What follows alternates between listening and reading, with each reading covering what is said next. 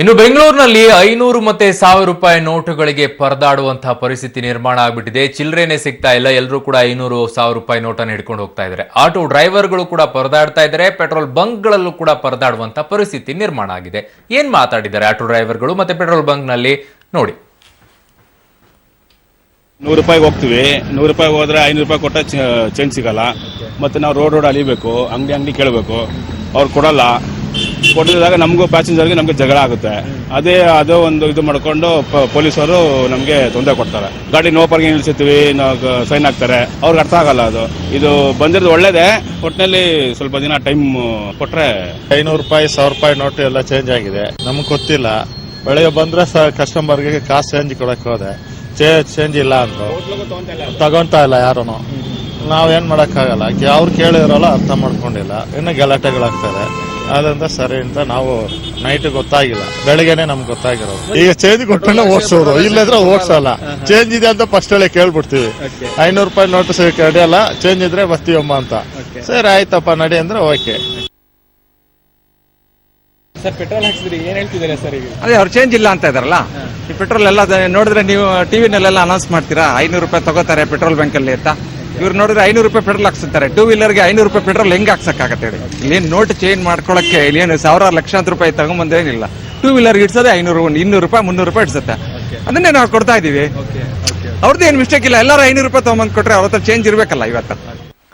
ಇನ್ನು RMC yard ಅಲ್ಲೂ ಕೂಡ ನನ್ನ ಸಹೋದ್ಯೋಗಿ ತೆರಳಿದ್ರು. ಅಲ್ಲಿ ಯಾವ ರೀತಿ ಪರಿಸ್ಥಿತಿ ಇದೆ ಅನ್ನೋದ್ರ ಬಗ್ಗೆ ಮಾಹಿತಿಯನ್ನ ಕೊಡ್ತಾ ಇದ್ರು. ನನ್ನ ಸಹೋದ್ಯೋಗಿ ಸುನೀಲ್ ಅಲ್ಲಿಂದ ಮಾಹಿತಿಯನ್ನ ಕೊಟ್ಟಿದ್ದಾರೆ. ಏನಿದೆ ಅಲ್ಲಿ, ಯಾವ ರೀತಿ ಪರಿಸ್ಥಿತಿ ಇದೆ ಅನ್ನೋದನ್ನ ನೋಡೋಣ ಬನ್ನಿ. ನಿನ್ನೆ ಮೋದಿ ಅವರು 8:00ವರೆಗೆ ಏನು 500 ರೂಪಾಯಿ ಮತ್ತು 1000 ರೂಪಾಯಿ ನೋಟುಗಳನ್ನ ಚಲಾವಣೆಯಲ್ಲಿಲ್ಲ ಅಂತ ಇದ್ದಕ್ಕಿದ್ದಂತೆ ಘೋಷಣೆ ಮಾಡಿದ್ದಾರೆ. ಇದರಿಂದ ಬಹಳಷ್ಟು ಉದ್ದೇಶಗಳಿದ್ದು, ಕಪ್ಪು ಹಣಗಳಿದ್ದಾವೆ ಮತ್ತು ಕೋಟಾ ನೋಟುಗಳಿದೆ. ಅದನ್ನ ತಡೆಯೋದಕ್ಕೋಸ್ಕರ ಈ ರೀತಿಯ ಒಂದು ತೀರ್ಮಾನವನ್ನು ತಗೊಂಡಿದ್ದಾರೆ. ಇವತ್ತು ಮತ್ತು ನಾಳೆ ATM ಮತ್ತು ಬ್ಯಾಂಕ್ ಎಲ್ಲ ಈಗಾಗಲೇ ಬಂದಾಗಿದೆ. ಆದ್ರೆ ಅದರ ಬಿಸಿ ನೇರವಾಗಿ ಏನು ಬಡವರು ಮತ್ತು ವ್ಯಾಪಾರಿಗಳಿಗೆ ಬಹಳಷ್ಟು ಮುಟ್ಟಿದೆ ಅಂತ ಹೇಳ್ಬೋದು.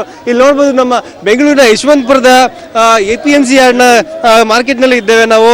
ಈಗಾಗಲೇ ವ್ಯಾಪಾರ ಎಂದಿನಂತಿರದೆ ಎಲ್ಲೋ ಒಂದ್ ಕಡೆ ವ್ಯಾಪಾರದ ಪ್ರಮಾಣ ಏನಿದೆ ಅದು ಕಡಿಮೆ ಆಗಿದೆ. ಏನಂದ್ರೆ ಆಲ್ಮೋಸ್ಟ್ ಹೋಲ್ಸೇಲ್ ಆಗಿ ನಡೆಯುವಂತ ವ್ಯಾಪಾರ ಇದಾಗಿದ್ದು 500 ರೂಪಾಯಿ ಮತ್ತು 1000 ರೂಪಾಯಿ ನೋಟ್ ಇಲ್ಲದೆ ವ್ಯವಹಾರ ನಡೆಯೋದೇ ಇಲ್ಲ. ಇನ್ನು ಕೆಲವೊಂದ್ ಕಡೆ ಏನು ಚಿಕ್ಕ ವ್ಯಾಪಾರಿಗಳಿರ್ತಾರೆ, ಅವರಿಗೆ ಇದ್ರ ಬಗ್ಗೆ ಸಂಪೂರ್ಣ ಮಾಹಿತಿ ಕೂಡ ಇಲ್ಲ. ಅವರು ಎಲ್ಲ ಒಂದ್ ಕಡೆ ಒಂದು 3000 2000 ರೂಪಾಯಿ ಇಟ್ಕೊಂಡು 500 ರೂಪಾಯಿ ಇಟ್ಕೊಂಡು ಬಂದಿದ್ದಾರೆ. ಅವರಿಗೆ ವ್ಯಾಪಾರ ಮಾಡ್ಲಿಕ್ಕೆ ಆಗ್ತಾ ಇಲ್ಲ. ಅವರು ಕೂಡ ಒಂದ್ ರೀತಿ ಆಕ್ರೋಶ ವ್ಯಕ್ತಪಡಿಸಿದ್ದಾರೆ. ಯಾರೋ ಕೋಟಾ ನೋಟು ಅಥವಾ ಇನ್ಯಾವುದೋ ನೋಟುಗಳನ್ನ ಬಳಸಿ ಮಾಡೋದ್ರಿಂದ ನಮ್ಮ ಮೇಲೆ ನೇರವಾಗಿ ಪರಿಣಾಮ ಮಾಡ್ತಾ ಇದೆ. ನಾವು ದಿನಗೂಲಿ ಕೆಲಸ ಮಾಡಿ ಅವತ್ತಿಂದ ದುಡ್ದು ಕೆಲಸ ಮಾಡಬೇಕಾದವರು, ಆದ್ರೆ ನಮ್ಮ ಮೇಲೆ ನೇರವಾದ ಪರಿಣಾಮ ಬೀಳ್ತದೆ. ವ್ಯಾಪಾರ ಮಾಡ್ಲಿಕ್ಕೆ ಆಗ್ತಾ ಇಲ್ಲ ಅಂತ ಹೇಳ್ತಾರೆ. ಮತ್ತು ಇನ್ನು ಕೆಲವೊಬ್ರು ಅವರಿಗೋಸ್ಕರ ಏನೋ ಕರುಣೆ ತೋರಿಸಿ 500 ರೂಪಾಯಿ 1000 ರೂಪಾಯಿ ನೋಟುಗಳನ್ನ ನೇರವಾಗಿ ತಗೊಳ್ತಾ ಇದ್ದಾರೆ. ಇನ್ನು ಅವ್ರ ಬಗ್ಗೆ ಪ್ರತಿಕ್ರಿಯೆ ತಗೊಂಡ್ರೆ ಏನು ಮಾಡೋಕ್ಕಲ್ಲ ಸರ್.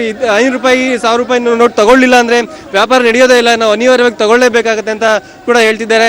ಒಟ್ಟಾರೆ ಏನು ಇವತ್ತಿನ ಮೋದಿಯವರ ತೀರ್ಮಾನದಿಂದ ಎಲ್ಲ ಬಡವರ ಮೇಲೆ ಒಂದು ರೀತಿಯ ಪರಿಣಾಮ ಬೀರಿದೆ. ನಿಜವಾದ್ರೂ ಕೂಡ ಎಲ್ಲ ಒಂದ್ ಕಡೆ ಕಪ್ಪು ಹಣ ಮತ್ತೆ ಕೋಟಾ ನೋಟುಗಳ ತಡೆಹಿಡಿದು ಎಲ್ಲ ಒಂದ್ ಕಡೆ ಒಂದು ಯಶಸ್ವಿಯ ಹೆಜ್ಜೆ ಇಟ್ಟಿದ್ದಾರೆ ಅಂತ ಹೇಳ್ಬೋದು.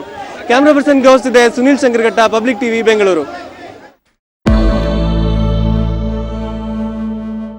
ಎಲ್ಲ ಸುದ್ದಿಗಳನ್ನು ಆಮೇಲೆ ನೋಡೋಣ. ಮೊದಲು ನಿಮ್ಮ ಸುದ್ದಿ 500 ರೂಪಾಯಿ ಹಾಗೂ 1000 ರೂಪಾಯಿ ಮುಖಬೆಲೆಯ ನೋಟುಗಳನ್ನು ಇಂದು ಮಧ್ಯರಾತ್ರಿ 12 ಗಂಟೆಯಿಂದ ನಿಷೇಧ ಮಾಡಲಾಗಿದೆ. ಇವತ್ತು ರಾತ್ರಿಯ ನಂತರ ಈ ನೋಟುಗಳು ಕೇವಲ ಕಾಗದವಾಗತ್ತೆ ಅಷ್ಟೇನೇನೆ. ಯಾರ ಹತ್ರನಾರು ಇದ್ದರೆ ನಾವೇನು ಮಾಡಬೇಕು ಅಂತ ಎದೆ ಒಡೆದುಕೊಂಡು ಈಗಲೇ ಗಾಬರಿ ಪಟ್ಕೊಳ್ಬೇಕಾಗಿಲ್ಲ. ನಿನ್ನೆ ಮಾಸ್ತಿಗುಡಿ ಸಿನಿಮಾದ ಕ್ಲೈಮ್ಯಾಕ್ಸ್ ಶೂಟಿಂಗ್ ನಡೀತಾ ಇತ್ತು. ಇಬ್ಬರು ಖಳನಟ ಕಲಾವಿದರು ಮೇಲಿಂದ ಹಾರಿ ಬಿದ್ದಾಗ ಅದಾದ್ಮೇಲೆ ಅವ್ರು ಎಲ್ಲಿ ಹೋದ್ರು, ಅವರ ದೇಹ ಕೂಡ ಇನ್ನೂ ಸಿಕ್ಕಿಲ್ಲ. ರಕ್ಷಣಾ ಕಾರ್ಯಾಚರಣೆ ಒಂದ್ ಕಡೆ ನಡೀತಾ ಇದೆ. ಎಲ್ಲವೂ ಕೂಡ 28 ಗಂಟೆಗಳ ಸತತವಾಗಿ ಎಲ್ಲ ವಿಜುವಲ್ಸ್ ಮತ್ತು ಇನ್ಫಾರ್ಮೇಶನ್ ಮಾಹಿತಿಗಳನ್ನು ನಿಮಗೆ ಕೊಡಿಸ್ತಾ ಇದ್ದೀವಿ ನಾವು.